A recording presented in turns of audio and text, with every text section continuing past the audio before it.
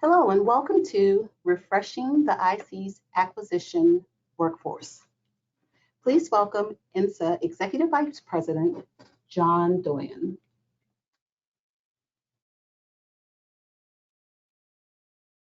Good afternoon, and thank you for joining us for Refreshing the IC's Acquisition Workforce panel discussion.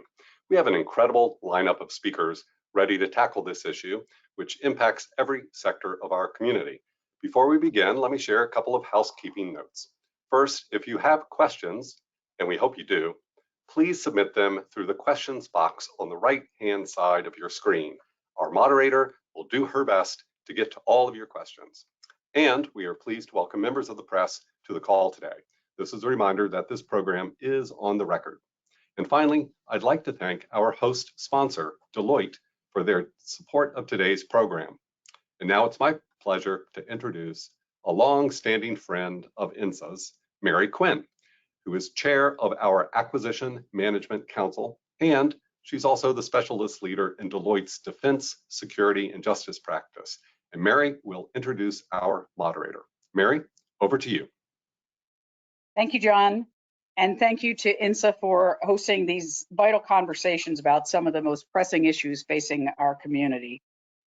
Deloitte is working with our partners in national security across the spectrum of intelligence challenges by enabling AI and ML technology, by developing anticipatory intelligence capabilities, and leveraging our lessons learned from our commercial work, securing global supply chains, transportation networks, and cyber infrastructure. We are pursuing these efforts through joint ventures and partnerships with small businesses and by exploring different acquisition models that provide the most responsive solutions and flexibility to meet the government needs. It's my pleasure to introduce our moderator, the Honorable Ellen McCarthy. She is the chairwoman and CEO of Truth in Media and Noodle Labs. She also sits on a number of advisory boards, providing firsthand insights on cybersecurity, effective leadership, driving innovation, and advancing diversity and digital transformation. Ellen has over 3 decades of national security service in a variety of leadership roles spanning intelligence organizations and disciplines. Most recently, she was appointed the Assistant Secretary of State for the Bureau of Intelligence and Research, confirmed by the Senate, and sworn in on January 17, 2019. In this role, she reported to the Secretary of State and led a team that provided intelligence insights and activities to support foreign policy and national security purposes. I'd also like to say that Ellen was one of the people that got me engaged in both INSA and then in the Acquisition Management Council. So we have a person who has demonstrated a lot of interest and brought a lot of her intellect and capability to this topic. So we're very lucky to have her. So please join me in welcoming Ellen McCarthy. Mary, thanks so much. Thank you for that incredibly kind and generous introduction. Yep, you know, I was the lead of the Acquisition Council when you were serving on it, and I'm so proud of my time there. I thought this council was just incredibly impactful. We had the ear of the Office of the DNI and really came up with some very interesting responses to some of their questions. But, you know, it was so interesting in just about everything we did. It all came down to people. You know, it all came down to, you know, how do you really fix and modernize the acquisition process? And every meeting, every study, it was how do you work with people? How do you tool people? How do you inspire people? How do you recruit and hire and promote? How do you make the people in this workforce feel like a part of this so they can actually, you know, do some things that are maybe different than they've done in the past? So I'm so thrilled today to be asked to moderate this panel and to be doing this with you. So thank you. I think at this point, I should really introduce, or actually ask my esteemed panelists to introduce themselves. I'm going to give each of you, we've got Patrick Robb, Dylan Leckie, Judith Oxman, and Dale Rainey here with us today. I'm going to ask all of you to maybe spend a minute, you know, introducing yourself. What are some things that you're doing now? And in the process of that introduction, I'd love to know from all of you, if INSA were to have provided you a walk-on song, what would that walk-on song be? So Dylan, why don't we start with you? Sure. Hi, I'm Dylan Leckie, owner of Base 2 Solutions. We're a woman-owned boutique IT firm focused on technical solutions for the IC and DoD. So we're at a variety of agencies today. Some of those include NSA, DIA, NIWC Atlantic, NGA, DHS, and then we have some work as well with the Army and Air Force on the intel side. So I started my career when I was 22 in the space. I was actually supporting the Office of Naval Research, and eventually decided to go in and start a company. So this question was actually really hard for me. I really like Taylor Swift, but unfortunately she doesn't have a ton of songs that worked. I was thinking maybe Shake It Off, just because it's a pump up, but also it kind of helps describe day to day where, running a company, it's a roller coaster. There's really exciting times, and then there's, harder times. And so you just kind of gotta shake it off. So that would be mine. I love that, Dylan. That's perfect. Thank you so much. And Taylor Swift, I'm a fan of hers as well, but I get it. So thank you. It's great to be here with you today. Dale, let's go to you. Thank you very much. I really appreciate the invitation and being a part of this forum. For me, again, I'm retired Air Force. I've been with NGA. Matter of fact, in January to be 20 years. Today, I'm the director of small business. After retiring from the Air Force, I was picked up by CIA. And then I transitioned over to NGA back in 2006. And so I've been fortunate to have lots of experience from many organizations and how they do business from an acquisition perspective. Let's see, King, Queen of the Day. Let me see, theme song. I'm gonna go with Monday Night Football. The song, the introduction, dun da da da, dun da da. So that would be my intro song or theme song upon entry. I've always found that I'm a great ear catcher, if you will. And so, and I'm sorry I missed. Was I to answer question one? Not yet. We're getting there. But I do want to know who's your football team?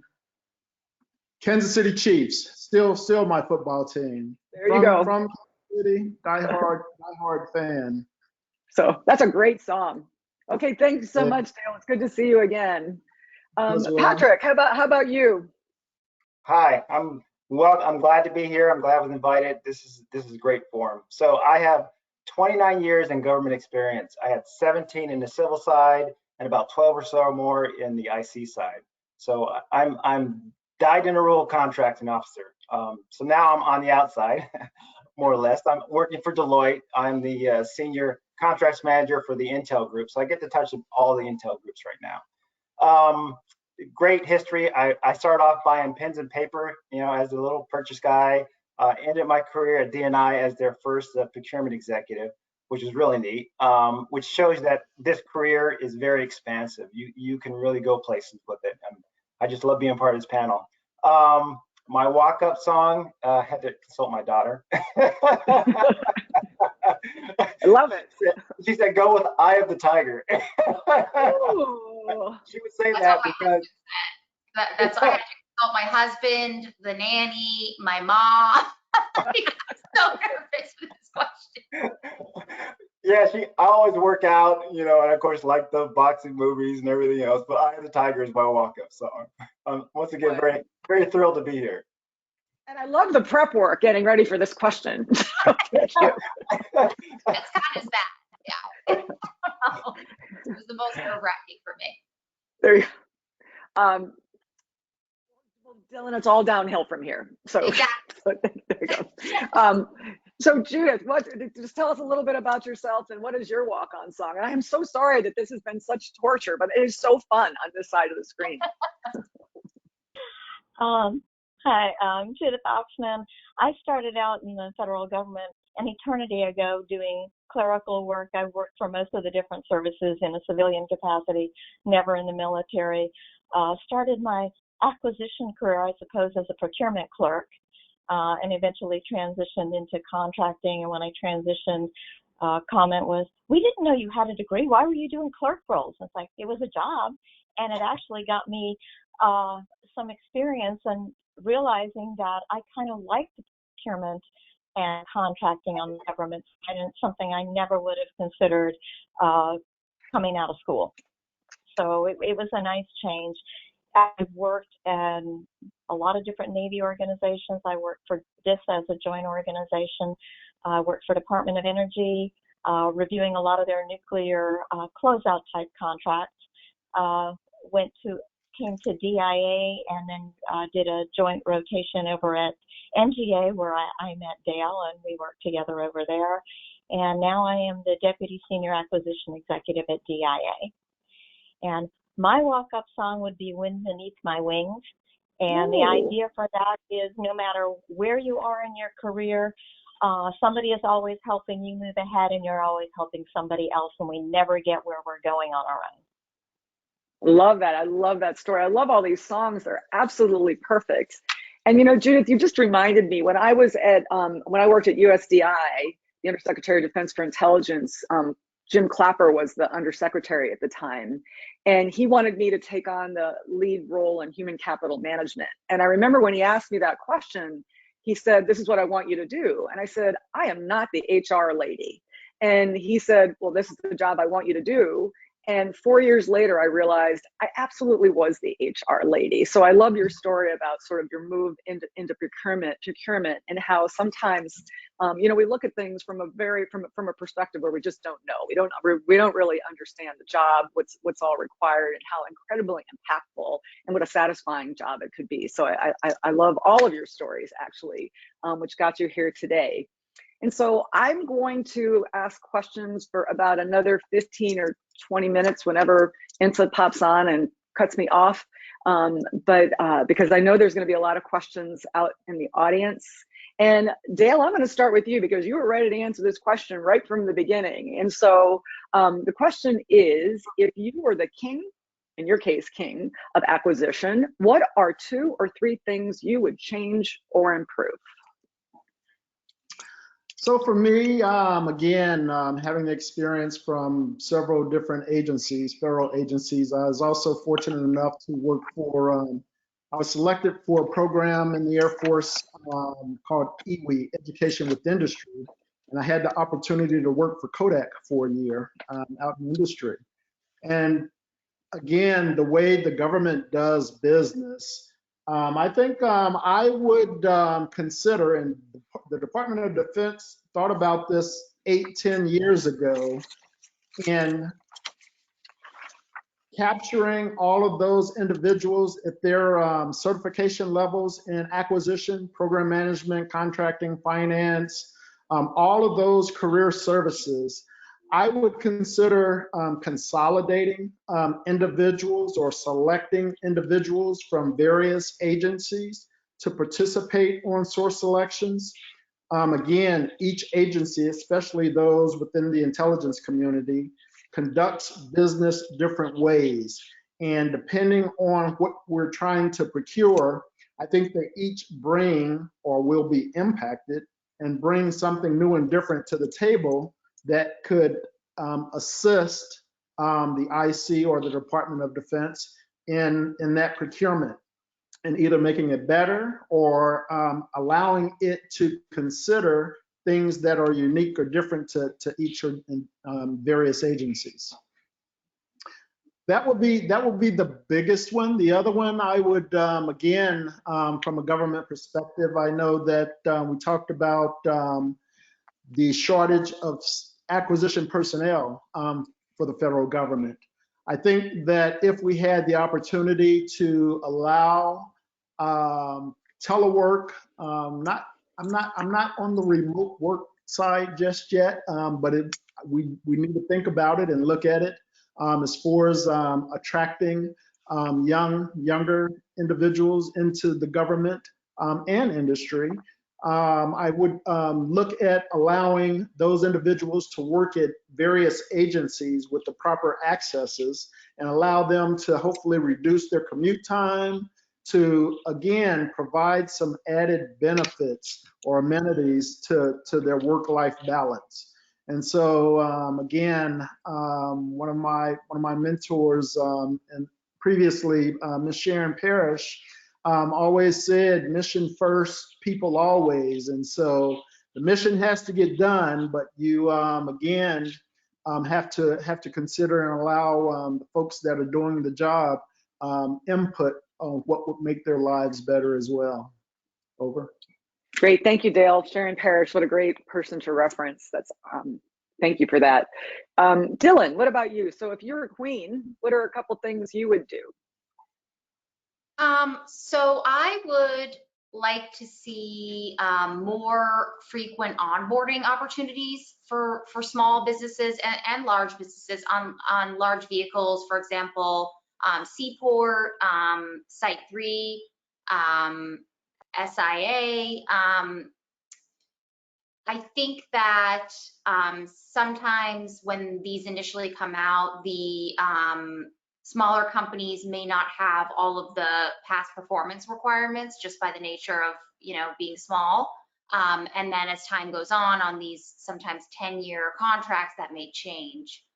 Another one I would like to see would be ideally not having as many extensions. And I know sometimes that happens just related to retention and the acquisition workforce and needing more time to review. But so from a small business perspective, part of the decision when we decide to bid something is based on our competitors' ability, large companies and small, to go after that work in the time frame allotted. So we're factoring whether our competitors have that capability, let's say in the following month, to get in their response. And typically for us, we're going after things where we're subject matter experts because we don't have the bandwidth or resources to be able to, not really know much about a topic and try to pursue that work. But then when extensions occur, it can sometimes create an issue for us because it allows people that initially weren't able to compete to get to the place or closer to where we are as far as the SME knowledge. So that's a little tricky for us, and we've been seeing a lot of extensions. And then I would support Dale, although it's very frustrating because I do a lot of the recruiting and hearing people that are used to what the experience we had during COVID and don't want to go in the office, which I totally understand, but some of this work is just by nature, we do a lot of cybersecurity and mission critical work where you have to go in, but at the same time, we're balancing that with the Great Resignation, has really disproportionately increased salaries for cleared employees. And a significant percentage of the cleared labor market they don't want to go back into a SCIF. So trying to find ways while also balancing our security posture to allow people more flexibility would be something I would be thinking about on the acquisition side. And that's all. Dylan, to piggyback on that, do you think that's because they just don't understand why they need to work in a SCIF? I think that they understand, but they got a taste because they were likely in a SCIF prior to COVID, but they then were able to continue to work in some cases. I mean, the fort, the people there, actually, there was 3 months where they just were paid and they didn't work at all. But other spaces, like for me, I was on site at DIA, I was able to work from home. And so, I think there was an effort there for in a time of crisis, there was a give on the government side, but it's not like we were able to, be as effective. And so the government now wants people to go back in so that we can get to that same level of effectiveness, but people don't want to give that up, and they see other, especially in my space, just because we're really technical, there are other obviously opportunities in STEM outside of this space, and some of those people are willing to sadly, give up their clearances in order to have that ability. Okay, that makes sense. Okay, thanks for that, Dylan. Patrick, king for a day. King for a day. So I'll just lean on my 29 years experience as a CO, and I'll go for the easy one. To retain COs, you need to pay them, right? So I believe our pay banding and what we're paying is not competitive, right? So when I first began, people were leaving and this is 20 some years ago, to get more money. And that still continues to be, I think, what people are determined to be able to get out and make more money on the open market as opposed for the public sector. So that's one thing that is consistent, and I think it's been consistent over the years. It's an issue. So that's another thing. So. It has been, I will tell you that when Steve Cambone was the Undersecretary of Defense for Intelligence, he asked that question. So, and we gave him some options, but I guess the roadblocks to actually get there have just been so challenging. But yeah, so I think that's, and I got other ideas of how to kind of incentivize. But the other, on the private sector side of the house, I think protests, I think the bar protest, when I started, many years ago, the whole CL's comment was, anyone could protest, they needed a stamp, 23 cents, and they could submit a protest. I think the protesting is really starting to hurt our ability in industry to support the government, right? Because you get these long drawn out, they go to GAO, they go to Supreme Court to talk about things. It really just drags out. You lose the capabilities because people are under these protests for such long periods of time that they lose the resources. So they have to shift them over to other opportunities. So there's just a myriad of reasons. So I think it needs to be looked at again, the whole protest process, and the bar be raised a little bit higher, because people are, I think, believe it or not, in the industry, gaming that a little bit, because they can protest, they can forego losing a contract. So I think it really just needs to be addressed again. I think it's really hurting. I hope Mary Quinn is listening to this, Patrick, because the Acquisition Council actually went back to the ODNI. The companies of INSA actually said we would support some sort of a penalty for companies that are protesting just for certain reasons, to keep the contract going for longer. We actually listed out the reasons.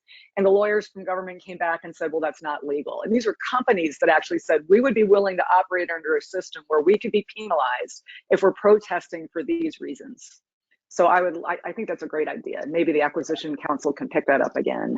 Yeah, I don't think you could penalize. I think just raising the bar for what you can protest might help, right? Or shortening periods of decision that are made so that we move on from the protest. It just drags out. So right. Thank you. Welcome.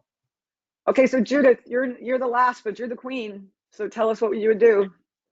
I'm the queen. Well, one of the things, if I piggyback on protests, I think if we did a little bit better debriefings in many cases, we might not have all the protests we have, because we're afraid to share information within our industry partners, because we're afraid if we share too much, we're going to get protested.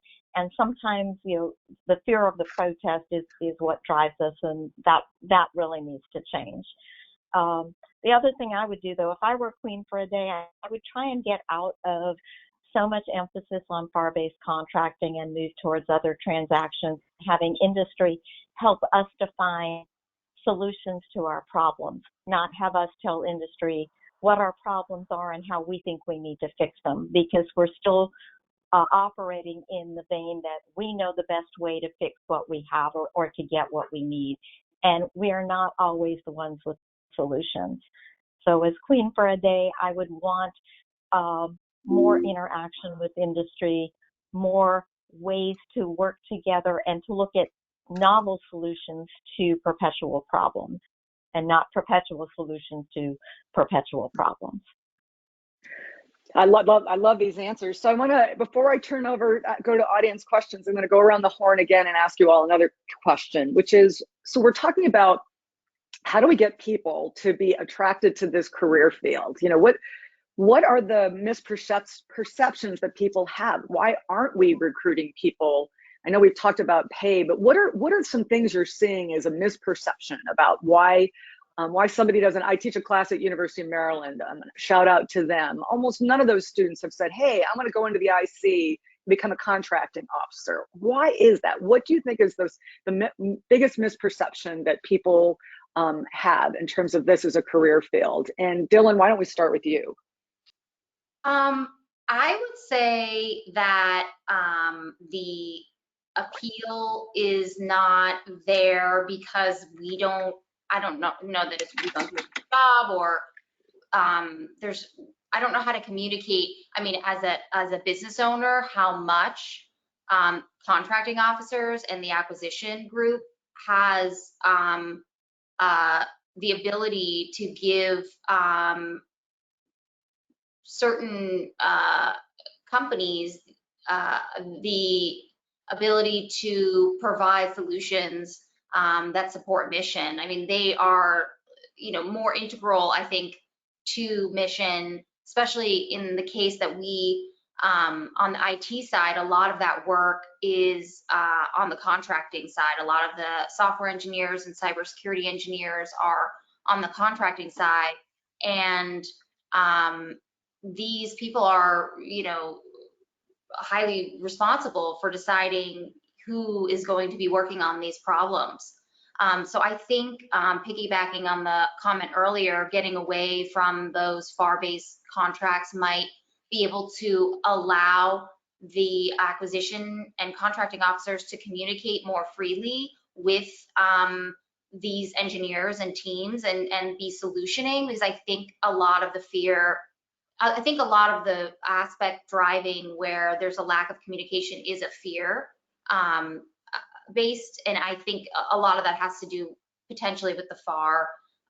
So yeah, I would definitely echo that. I think that having more of these prototyping type contracts where the government feels comfortable talking to industry and really getting an understanding of what each company is capable of and who may have the right solution would be a good thing. Okay, thanks. Judith, what do you think a common misperception is? Well, one of the common misperceptions that I've seen, and it seems to be historic, and it's inside and outside, is that the contracting and acquisition workforce is the administrative part of getting the mission done, and not an integral part of getting the mission done. And when you try and attract people to the IC and to contracting, they see you go to NGA and I'm doing the geospatial intelligence type stuff. I go to DIA and I'm doing the intel analysis stuff. Why do I want to sit behind the scenes and do the contracting itself? Because that's not the fancy glitz. That's not what everybody sees. So, if you want to attract people, what you've got to do is let them know that in the acquisition career field, in the contracting career field, what you are going to be is an agent for change.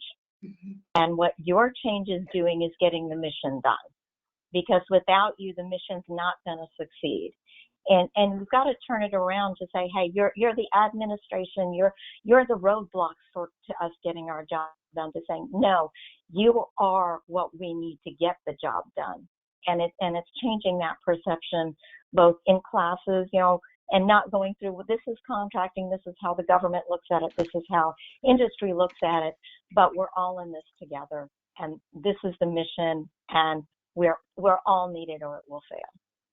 Judith, I love that. I mean, I'll tell you, and also for those who are thinking about potentially senior leadership positions and organizations, both in the public and private sector, you have to understand not only what you're producing, but you have to understand people, budget, and requirements. And so you can't just understand one. And so I think, to your point, those who work acquisition are the ones who drive the future of capabilities, the future of organizations. So I thank you. I love that comment. Patrick, another common misperception. Yeah, so Judith really took a major one that I was looking at. Yeah, she got a big one. She got a big one. I think we don't do ourselves any service and do ourselves a disservice by not explaining what really you can do in the career field, right?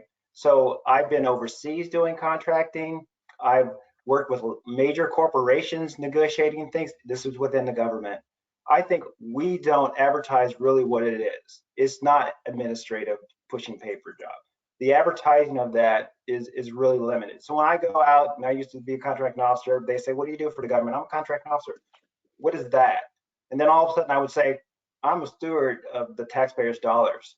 I take money and I spend it to forward our economy. I work with small business, and all of a sudden it becomes, oh, that's what you do. Wow, that's pretty neat. Versus, yeah, I buy stuff for the government, right? Services.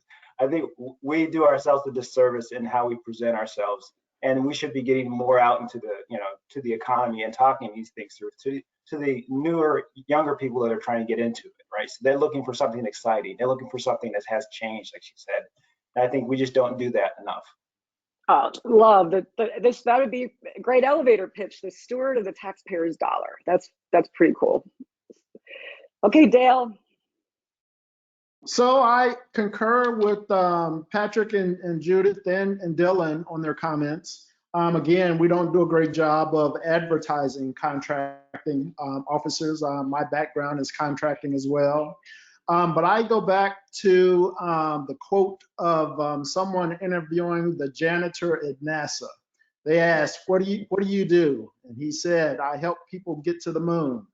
And so for me, I've always taken that perspective with the folks that work with me in contracting and program management and acquisitions. And again, would recommend that contracting is not an administrative job. There are some administrative parts to it, but if we get in early in the process, we can have a huge benefit or add a tremendous amount of input into how that effort is designed to include the deliverance of the requirements that are going to satisfy the requirements for the agency. And so I've always tried to convey to the folks that are in contracting or acquisitions, everybody's input is important. If we can get in early, we need to do our share of work as well. A lot of times contracting officers want to get in and get out, get the contract written, get it out to where it's can be administered. But we need to understand what we're procuring, and I try to do that, whether it's a technical piece, software development, whatever it is, whether we're sending satellites into space. But you understand the mission, you have a better ability to provide more input and insight into what we're trying to procure and how soon we need to procure it. Those are all four brilliant insights that we need to communicate more broadly. So thank you. I want to call in one of the audience questions was, and I'm going to open this up to any one of you, is do you think the proximity to mission? So when we describe mission, we're talking about those who are actually doing the intelligence collection or the intelligence reporting or that's tends to be what we think about when we do mission, processing of data. So do you think that it's proximity to mission? Is that a big factor in both the retention of acquisition professionals and in the recruiting of acquisition professionals? And what are we doing to expand these opportunities? Throw it out to anyone. I'll take that on. I think so. When you say proximity to mission, so I'm assuming their understanding of what the mission is of the agency or that component or office. So for me, I do think that there's an advantage. I've been in organizations where we contracting officers were matrixed to the program office, and I've been in organizations where contracting officers all sat together in a central location. And for me, again, I think it's a huge benefit facing contracting officers if you have the ability to do so with the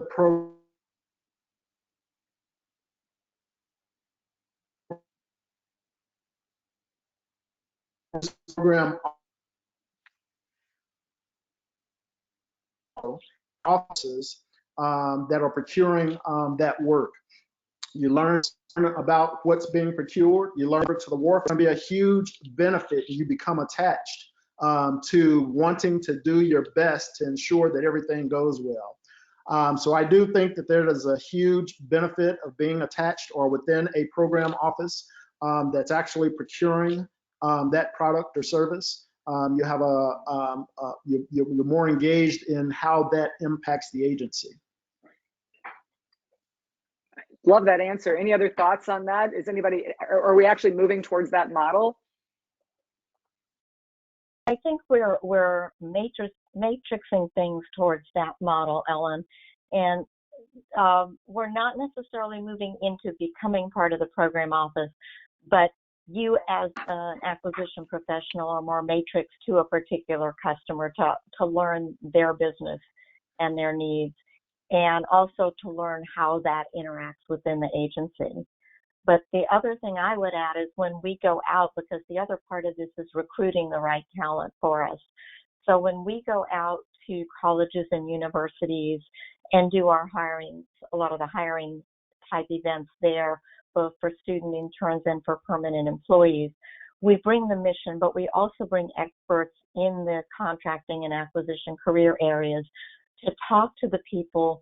So you may get them because it's, oh, DIA is an intel organization, or DNI or CIA or NGA, and everybody's initially drawn to the overarching mission, which they can look up online. But if you bring people to those interviews or to those events that can talk to how you can integrate together to achieve success, you've got better capabilities, and you have better success rates of people being interested in coming on to the other parts of the agency, not just the hard touch mission itself. Well, you know, Judith, that's a great segue to one of the questions we got from the audience. I actually have the name. This is James Thomas asked, when you're recruiting people to be a contracting officer, what skills do you look for, and how can you broaden their outreach to expand the types of people you recruit? So I'll jump on that a little bit as well. So we do bring people out there. We let them know what types. We're looking for people more with a business degree, a law understanding, financial focus, because we are stewards of the taxpayer dollars, not as much on the mission end, but understanding the mission. But the other thing that we're doing at DIA now is once we do get our new officers coming in contracting, we've created a 4-month training program to get the new officers to come in, understand what acquisition is in government, and from an industry perspective as well somewhat, how acquisition works, what some of the critical needs are, and then we give them hands-on assignments for some of the simpler acquisition needs that we have, contract modifications, things like that are not complex, and let's actually do the work while they're in training. And then when we send them to their ultimate assignments in about 4 months, they know the questions to ask, they know what kinds of focuses they might need to further themselves as well, and we're trying to set up mentorships for them. So it's not just bringing them in the door, it's making sure that they have the tools and the knowledge and know where to ask the questions and to whom to keep them up to speed and not have them flounder. That's fabulous. What about on the private sector side? Dylan, what do you look for in candidates as you're recruiting people? Well, we largely are looking at the LCAT that we were given, or in some cases on non-FAR-based contracts, like we are doing a zero trust project in support of DIA, but we're using an IWRP vehicle out of Nywick Atlantic, which has been a really wonderful experience for us. So in that situation, we helped create the LCATs, but many times the government provides those, and they'll have specific years of experience and degrees and certifications. And so ensuring that the people that we're talking to have those, and then also the clearance. But people that want to really get involved in other areas are typically really motivated in terms of their contracting position. So we definitely look for people that are engaged and have that past experience, because a lot of our positions are 15, 20 plus years experience. So they're pretty senior individuals. Great. Thanks, Dylan. Oh, Dale. If I could add to Judith's position, and I concur wholeheartedly, we do want individuals to come in with some understanding of business, contracting, finance, management of programs, things of that nature. But I think, this is Dale's view, the government's a little too restrictive on who we bring into contracting. And I think that if we can open the aperture, and again, I think that bringing in a broader spectrum of individuals into the career service with not just a business degree, I think humanities, the arts, things of that nature would be hugely valuable. And again, they would have the training needed for the business aspect of the job. Their mindset is totally different. They bring it up, but they bring creative and innovative ideas to the table. And I think that, again, as we talked about, having industry come in to let us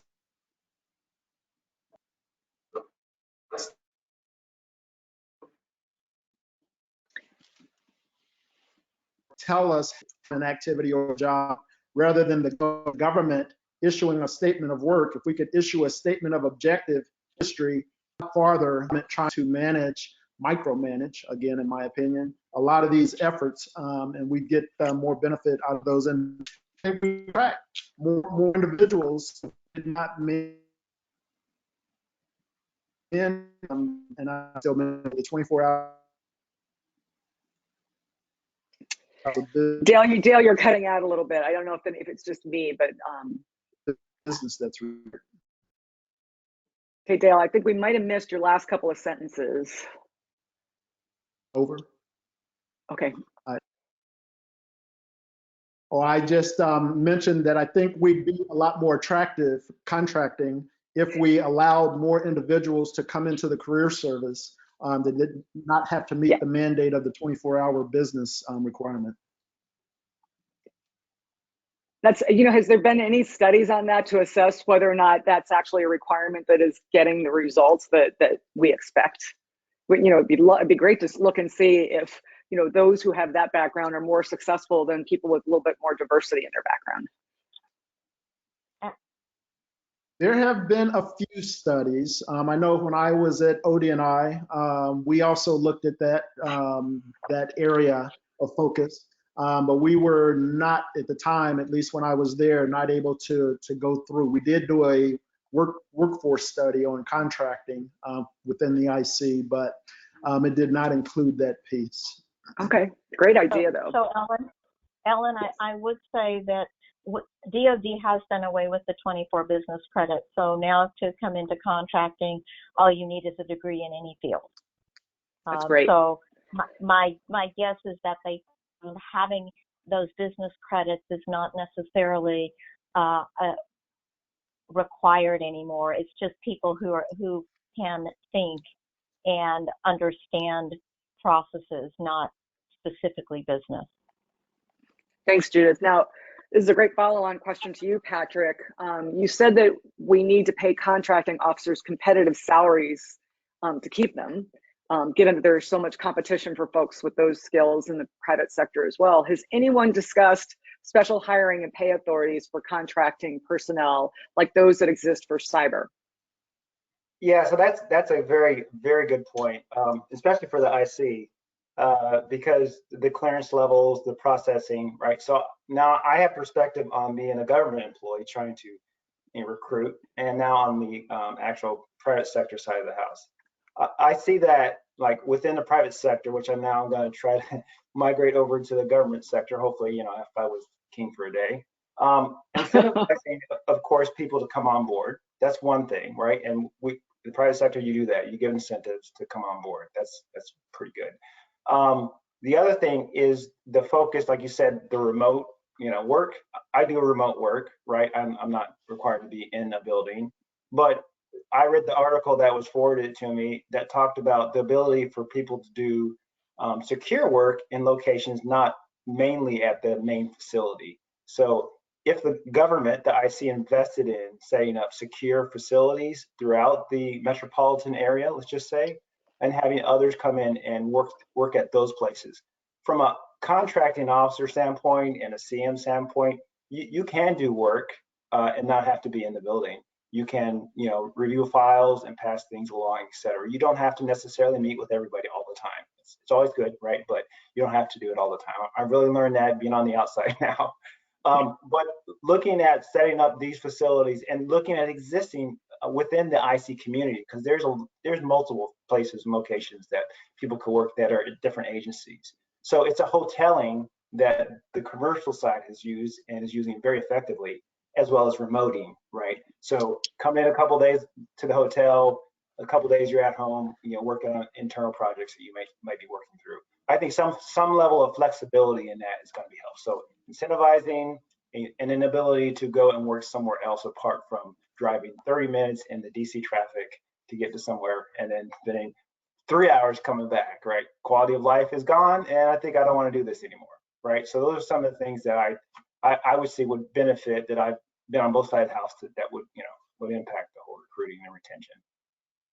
Dylan, that's a great follow on to some of your points that you made earlier. Do you see any best practices right now that sort of relate to how we actually compensate or encourage, not only recruit, but retain contracting officers? Any best practices that you've seen? Well, we've looked at a lot of different things, and some agencies, again, to Patrick's point, provide a retention bonus or retaining bonus. A lot are offering bonuses throughout the year. At NGA, we're offering students or individuals, they don't have to be college graduates, we're paying off student loans. And so that's another opportunity or incentive for them to want to work for the government and stay within the government. And so it's those ideas and those creative avenues that allow us to come up with some of these opportunities. Similar to the 7-9-11, I don't know if you, well, anyway, Air Force and the government had a coppercat program previously, where it allowed individuals that would join the government, they would come in and they would automatically be promoted every year or every 2 years to the next grade. Those types of creative ways to incentivize individuals to come in, we've seen a lot of those, and they're being implemented a lot more these days, again, to try to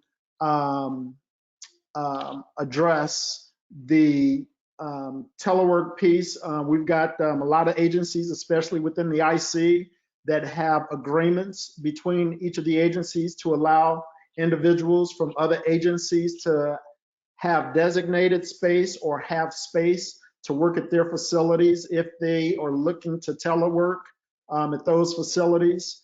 We have rotational assignments, exchange assignments, where we allow people to go work at another agency for 2 or 3 years at a time, similar to a JDA. Doesn't quite qualify for a JDA, but it's similar, but it allows people to have opportunity to work someplace that's closer to their home to help reduce the commute. So all of those ideas are being implemented today. It's just that all of the agencies have not accepted all of those ideas, which makes it a little bit more challenging. But if we could get everyone together and on board, it would be a lot more meaningful and beneficial. That's too bad. I mean, so you mentioned that JDAs are not considered. They can be, yeah. Okay. But okay, like the rotational assignments or the exchanges, they don't necessarily qualify as a joint duty assignment. Okay. All right. It looks like we've got about 5 minutes left. So I'm going to ask 2 more questions. One is going to be a lightning round for everyone. But Dylan, I would love to hear, do you see anything on the private sector side that, you know, as you're running a business, are you seeing things that are being done that you think are worthy of consideration to other businesses that are attending today's session? Being done. So sort of some best practices to recruit or to retain. What are some things you're doing? Are you seeing things that you're considering doing for? Tracking. So one thing with our company, which is just sort of our business model, is we have, and not every company can do this, but I think a lot of them can, really low overhead, which means, you know, there's a lot of work, but it allows us to pass a lot of the rate that we get from the government or a prime if we're the sub on to our employee. And so, you know, that helps with the salary. With that, you know, comes a lot of automated business processes. We use Power Automate, which I would definitely recommend, which is part of the Azure suite. Microsoft Teams, we're completely set up on that GCC high aspect, and it's really low code. It's not difficult. You don't have to be a software engineer. And a lot of our business processes run through that and are automated. You know, the NDA is sent, the next thing sent, this is, you know, all of that, healthcare. We fully cover healthcare for our people. And if you're a small business under, I think it's 50 people, and in DC and other states nearby, the Affordable Care Act is actually really beneficial for small businesses because you don't have to pick one plan. You can let people, you basically pick a plan, and then anything at that level and below people can pick. So we have like a gold Blue Cross Blue Shield plan and an Aetna Blue Cross Blue Shield plan and Aetna plan, excuse me, but they're at the gold level, and there's Kaiser, and some people have like a particular healthcare plan they care about, and so we cover that for our employees and all their dependents, which I think, you know, healthcare is just a benefit which people are, it's hard to, you know, harder to get and difficult in our country. And then I would say, you know, 401k. So for us, we do 8%, and it's vested immediately, and some of that's profit sharing. We do a lot for referrals because it's obviously a really competitive landscape when you're talking about a really technical engineer and that has the clearance. I mean, half the time it can be difficult. A lot of these people are, you know, not citizens. Just the U.S. is a little bit, it has been lagging, obviously, and we're trying to keep pace. But all those things have been helpful, and just, you know, really being involved with your people and just treating them. You know, I was on site for a long time. I worked for a number of large and small companies, and I think being able to relate in that way is a benefit. There is something about that connection with your workforce, so I get that completely. Okay, lightning round. What is one thing everyone coming into the acquisition field today should know? Patrick, let's start with you. I would say that it is a honored profession that requires, and tradecraft that requires years of work to master, and it will provide you a rich experience as a career, right? So, and I say that myself, because starting from pencils and papers to being a procurement executive, I've traveled. That the one thing that I say, of course, it's a tradecraft that you have to hone over years. Honorable tradecraft that dates back to the Revolutionary War. So that's what I love it. Love that.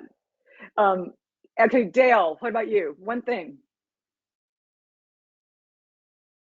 Dynamic, fluid. It changes often, quickly. Again, laws, regulations, statutes are implemented weekly, and so keeping abreast of those is invigorating and can be a challenge. But again, if you understand the intent and what we're trying to do, it will be hugely beneficial and attractive to bring folks in. Thanks, Dale. Dylan, one thing. That someone coming into the acquisition So field. what, yeah, that everyone into the acquisition field should know today. What should they, what's one?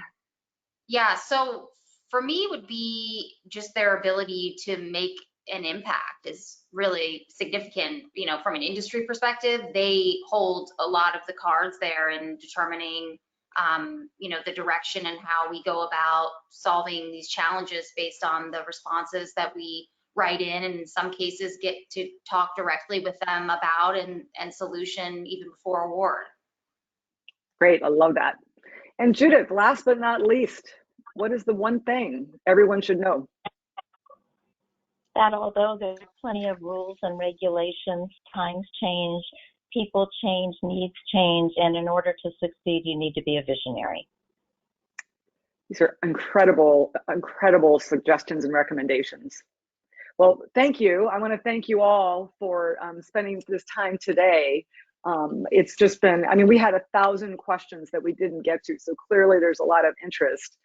We need your faces to get out there and get people to want to come in and work this. So thank you so much. Over to you, John.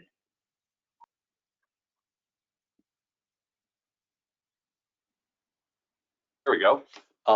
Well, first off, thank you, Ellen. That was really great. And panelists, thank you so much for everything you've shared with us today, all your insights and comments and best practices.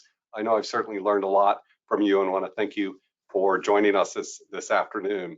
And also for you and all of our listeners, as a reminder, you know, INSA, we have an acquisition management council. It meets quarterly to address issues like the acquisition workforce, development and retention, and other acquisition issues. If you'd like to learn more about that and ways you can get involved, visit our INSA website. Also, I'd like to thank our host for today, Deloitte, and to everyone online, thank you for taking time to join us this afternoon. When the webinar ends, there will be a short survey that pops up. Please take a few moments to complete it and let us know how we did. Also wanted to let you know, looking ahead to next week, we have another program that'll be live program in person up at Fort Meade on December 6th and 7th, where we'll have an unclassified evening reception and keynote, followed by a morning classified discussion, all on the subject of cyber threat sharing. This is held in partnership with our partners up in that area at the Fort Meade Alliance. And speakers will be from US Cyber Command, NSA, Amazon Web Services, and Red Arch Solutions. They'll be discussing current cyber threats and mechanisms for operational collaboration with public and private sector stakeholders.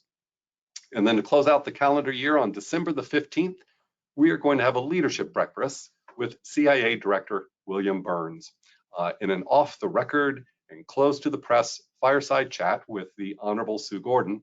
Director Burns will discuss today's global challenges and CIA's efforts to address them. Registration closes next week on Thursday, December the 8th, so be sure to act soon. Also, you can learn about more details about the breakfast with the CIA Director and all of our activities at insaonline.org. This concludes today's program. Have a wonderful day.